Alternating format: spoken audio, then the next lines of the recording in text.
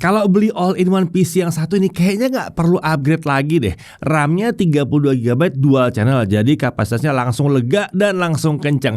Kapasitas storage-nya juga langsung 2 TB. Tenang, ini bukan hard disk, ini SSD PCIe Gen 4.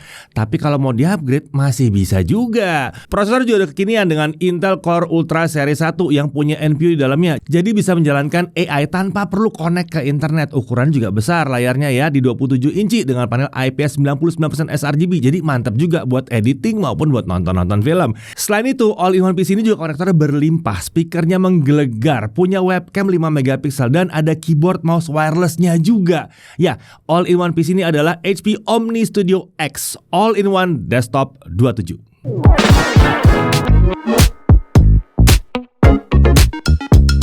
Oke, seperti lini laptopnya, produk all-in-one PC dari HP ini juga mendapatkan penamaan baru di bawah seri Omni ya. Seri Omni sendiri umumnya diisi jajaran produk PC dari HP dengan kemampuan AI terintegrasi, jadi menggunakan prosesor yang ada NPU di dalamnya. Selain itu, seri Omni ini bisa dikatakan produk premium dari HP, di mana hal itu bisa dilihat dari penggunaan logo HP yang berbentuk 4 garis miring vertikal. Oke, langsung kita mulai aja dari prosesornya. Nah, untuk prosesor dia pakai Intel Core Ultra 7 155H, fabrikasi Intel 4 atau Intel 4 ya. Lalu base powernya 28 watt dengan 16 core dan 22 thread yang terdiri dari 6 performance core dan 8 efficient core, serta ada 2 low power efficient core. Untuk Intel Smart Cache-nya juga lumayan besar di 24 MB.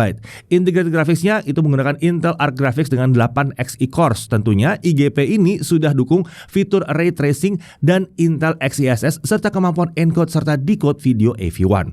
Untuk NPU dia pakai Intel AI Boost. Jadi all-in-one PC ini bisa menjalankan komputasi AI secara lokal tanpa perlu terhubung ke internet. Nah, untuk RAM-nya dia pakai 32 GB DDR5 5600MHz dual channel. All-in-one PC ini juga dilengkapi dengan 2 slot SODIMM. Jadi ini masih bisa di-upgrade. Teoritis prosesornya ini mampu mendukung kapasitas RAM hingga 96 GB.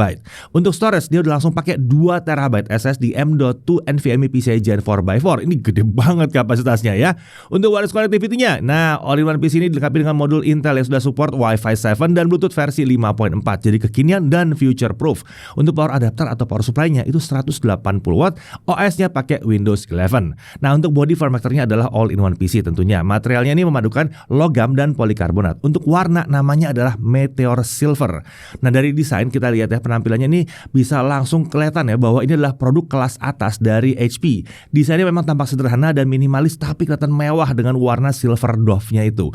Secara keseluruhan, all-in-one PC ini tampak profesional, jadi cocok digunakan kalangan pebisnis atau pekerja kantoran. Nah, untuk dimensinya adalah di 61,2 x 20 x 53,7 cm.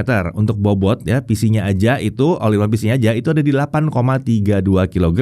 Sementara power adapternya itu di kisaran 465 gram. Tentunya ini kan bukan untuk dibawa-bawa ya.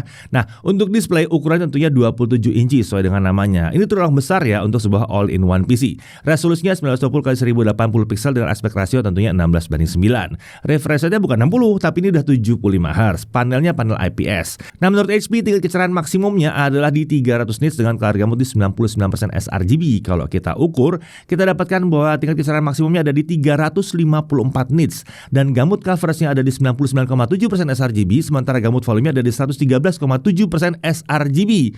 Biasanya sih kalau kayak gini sudah pada diklaim 100% sRGB. HP tuh ambil angka paling kecilnya. Nah, dengan hasil seperti ini kita bisa menggunakan layar all-in-one PC ini untuk editing ataupun desain yang membutuhkan akurasi warna yang baik. Mau dipakai untuk nonton film atau untuk browsing koleksi foto pastinya juga mantap karena ukuran layarnya besar. Menariknya lagi, layar all-in-one PC ini sudah touchscreen. Jadi lebih mudah kalau kita mau scrolling halaman website, dokumen, browsing koleksi foto, zoom in, zoom out gambar itu cukup dengan sentuhan jari saja. Uniknya, walaupun dia pakai touchscreen, layarnya itu pakai permukaan anti glare. Jadi lebih nyaman digunakan karena nggak ada banyak pantulan bayangan-bayangan atau objek-objek dari sekitar kita. Biasanya kan layar touchscreen itu permukaannya glossy, jadi agak kurang nyaman aja pantulan-pantulannya. Nah, bingkai layar yang satu ini sudah menggunakan desain yang tipis untuk sisi kanan, kiri, dan atas. Jadi terasa lebih kekinian aja. Layar ini juga bisa diatur kemiringannya ke arah depan dan belakang serta dapat kita naikkan dan turunkan ketinggiannya. Nah, untuk kamera mikrofon, all-in-one PC ini dilengkapi dengan kamera infrared 5 MP dengan kemampuan mengambil gambar hingga resolusi 1400p dengan aspek rasio 16:10. Sementara untuk kemampuan perekaman videonya ini mencapai resolusi 4K 1440p 30 fps dan aspek rasio 16:9. Kamera di all-in-one PC ini sudah dilengkapi dengan fitur Windows Studio Effect, jadi bisa membantu saat kita video call atau lagi online meeting. All-in-one PC ini juga dilengkapi dengan modul mikrofon yang ditempatkan pada sisi kanan dan kiri kameranya. Nah, kita bisa munculkan dan menyembunyikan modul kamera dan mikrofonnya seperti ini nih. Nah, gitu ya, bisa ya. Jadi kita tetap aman dari diintip walaupun mungkin kameranya mau berusaha untuk dihack. Walaupun menggunakan sensor 5 megapiksel, kualitas kamera all-in-one PC ini terasa ya sebetulnya biasa aja sih ya. Tapi ini bukan berarti buruk ya. Hanya saja tidak seperti kamera 5 megapiksel lain yang pernah kami gunakan. Nah, untuk online meeting atau video call kualitasnya sudah tergolong oke dengan noise yang minim saat kami coba dengan pencahayaan yang mencukupi. Mikrofon dapat menangkap suara kami dengan jelas nih. Fitur noise cancellation-nya juga mampu menghilangkan sepenuhnya suara bising yang kami perdengarkan. Tapi sayangnya suara kami jadi agak sengau, agak berubah ya saat fitur noise cancellation-nya berusaha menghilangkan suara bising yang volumenya kencang. Untungnya kata-kata yang kami ucapkan tuh masih bisa dengar dengan cukup jelas sih sebetulnya. Oke, jadi seperti inilah kemampuan kamera dan mikrofon dari all-in-one PC HP Omni Studio yang satu ini. Jadi gimana nih kualitasnya? Oke atau enggak? Oke, saat ini saya lagi mau ngasih kemampuan noise cancellation all-in-one PC HP yang satu ini. Jadi gimana nih suara bising di sekitar saya? Apakah masih masuk ke mikrofon atau enggak? Nah, untuk audio, all-in-one PC ini dilengkapi dengan 2 buah speaker dengan arah keluaran suara ke permukaan meja. Kita bisa mengatur profil dan juga equalizer suara dengan menggunakan aplikasi My HP. All-in-one PC ini ternyata punya suara yang menggelegar ya, jadi cocok nih buat nonton film action atau ya film apapun lah ya sebetulnya ya.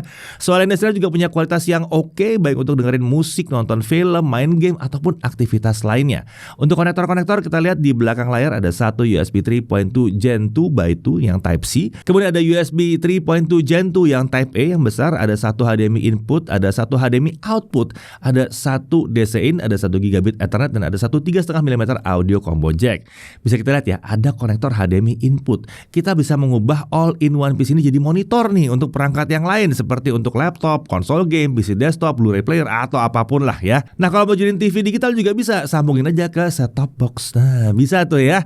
Uniknya, selain di belakang layar, disediakan juga konektor pada sisi kanan tiang penyangga. Jadi itu kita lebih mudah mengaksesnya. Nah, kalau yang di sini itu adanya satu USB 3.2 Gen 2 yang Type C dan ada 2 USB 3.2 Gen 2 yang Type A ya. Nah, 3 konektor ini ternyata terhubung ke mesin di belakang layar melalui konektor female to male USB Type C yang terletak di sambungan layar dan tiang penyangga. Selain itu ada juga konektor pada sisi bawah layarnya. Di situ ada satu USB 2.0 yang Type A. Nah, di sini HP meletakkan tombol-tombol pada bagian belakang layar di sudut kanan bawah saat kita akses dari sisi depan ya. Tersedia 2 tombol di sini, yaitu tombol power dan tombol menu pengaturan layar. Tombol menu tersebut dioperasikan seperti joystick, jadi navigasi menunya lebih mudah di sini. Sementara untuk pengaturan yang disediakan adalah ada profil warna, ada tingkat kecerahan, volume suara, dan ada display input. Nah, untuk security-nya, all-in-one PC ini dilengkapi dengan sistem pengamanan biometrik, yaitu pengenalan wajah. Nah, untuk cooling system, all-in-one PC ini menggunakan sistem pendingin aktif dengan satu heat pipe besar dan satu kipas blower yang ukurannya juga besar di sini. Untuk ventilasi pembuangannya itu mengarah ke atas. All-in-one PC ini juga dilengkapi dengan keyboard dan mouse wireless ya dalam paket penjualannya. Jadi nggak perlu lagi mau dibeli terpisah. Awalnya kami mengira kalau koneksinya menggunakan Bluetooth karena kami tidak menemukan USB receiver. Ternyata kami keliru. Keyboard dan mouse ini ternyata punya satu USB receiver yang langsung terpasang di all-in-one PC ini. Nah, USB receiver itu terpasang di konektor USB 2.0 dan ditutupi dengan penutup karet. Jadi tersembunyi. Tentunya paket penjualan keyboard dan mouse wireless seperti ini jadi sangat menarik ya, karena setup di atas meja kita jadi rapih, bebas dari kabel-kabel. Untuk baterai, keyboard dan mouse ini menggunakan masing-masing 2 buah baterai AAA. Nah, sekarang kita masuk ke dalam aspek performanya. All-in-one PC ini dilengkapi dengan 5 profil performa, yaitu balance, cool, quiet, power saver, dan performance.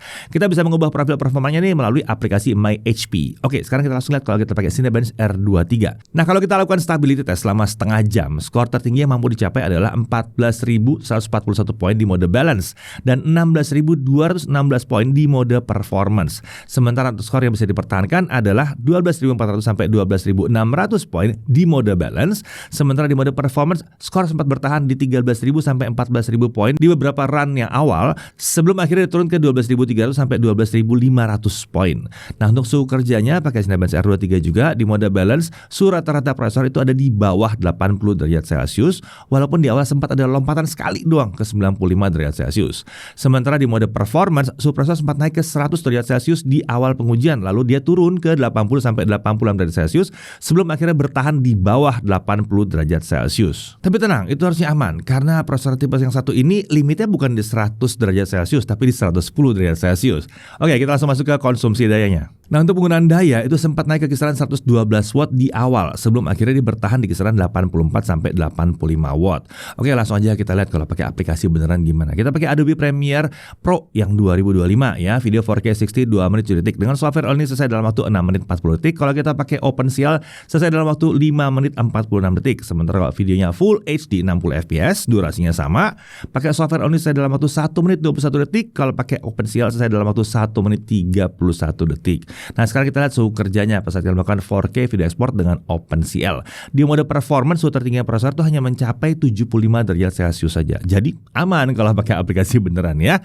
Lalu untuk konsumsi daya itu ada di kisaran 73 sampai 76 watt saja. Bagaimana kalau kita coba DaVinci Resolve 19.1, software video editing kelas profesional tapi versi gratisnya nih ya. Untuk video 4K 60 yang sama durasinya kita butuh waktu 10 menit 49 detik. Sementara kalau Full HD 60 fps selesai dalam waktu 2 menit 34 detik. Nah, suhu kerjanya pada saat melakukan 4K video exporting di mode performance suhu rata-rata prosesor berada di bawah 80 derajat Celcius. Walaupun sesekali sempat ada lompatan cuman ke 82 derajat Celcius kok aman. Sementara untuk konsumsi dayanya ada di kisaran 75 sampai 80 watt.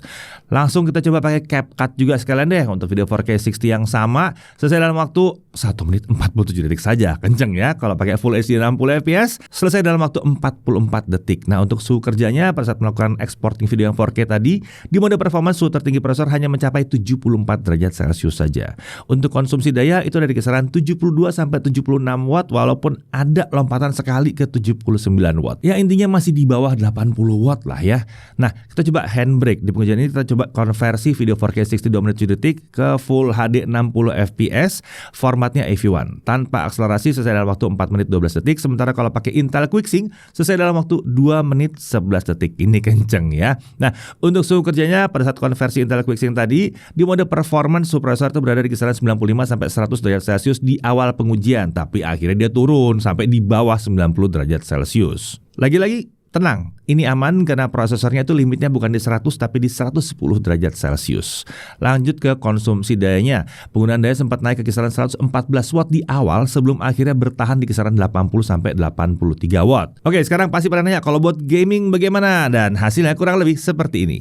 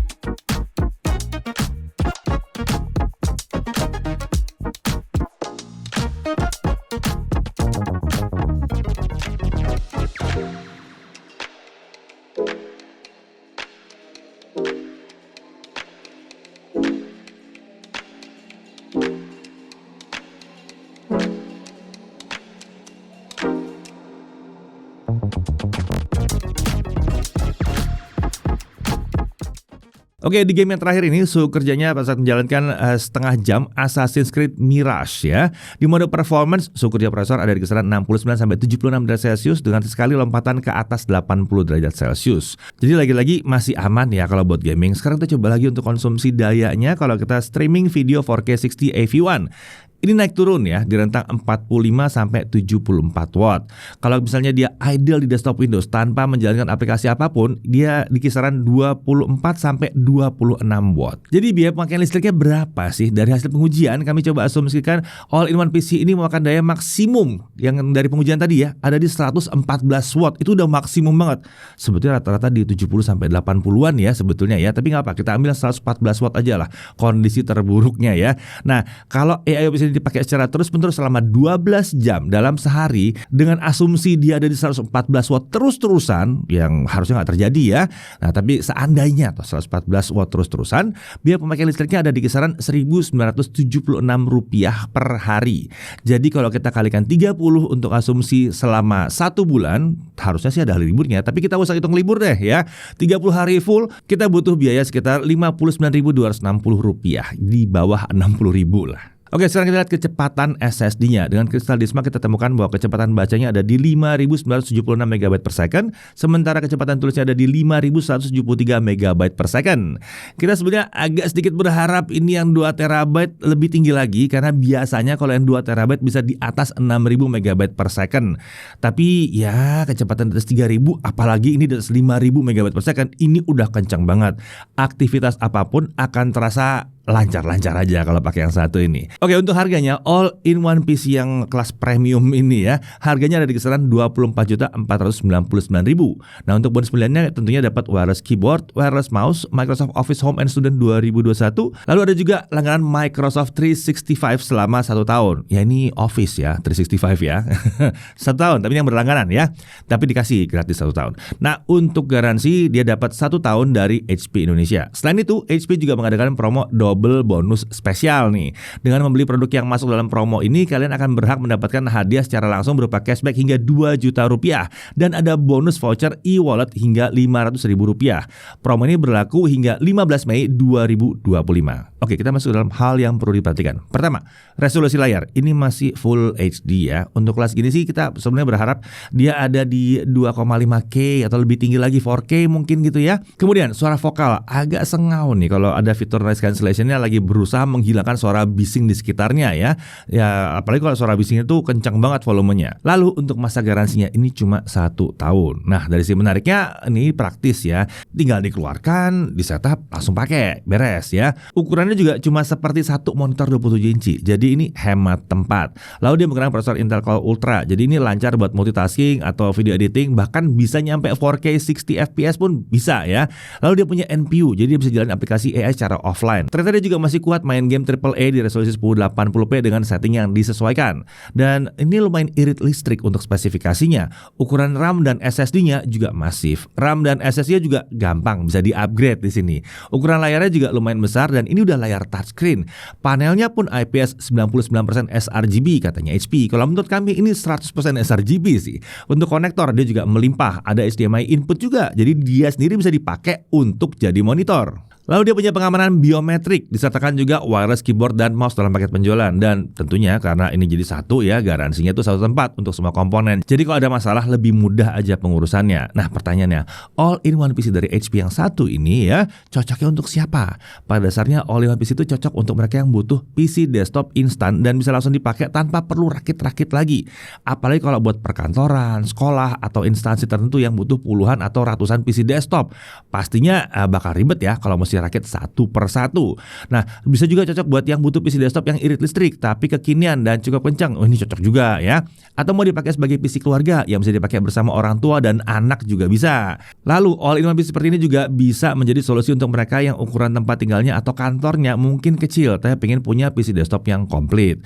Jadi, kalau butuhnya PC desktop yang penampilannya mewah, hemat tempat, irit listrik, layar besar, performa kekinian, dan fiturnya komplit, rasanya sih HP Omni Studio X ini adalah salah satu all-in-one PC kelas premium yang layak masuk dalam wishlist. Saya Didi Irfan, Jakarta TV.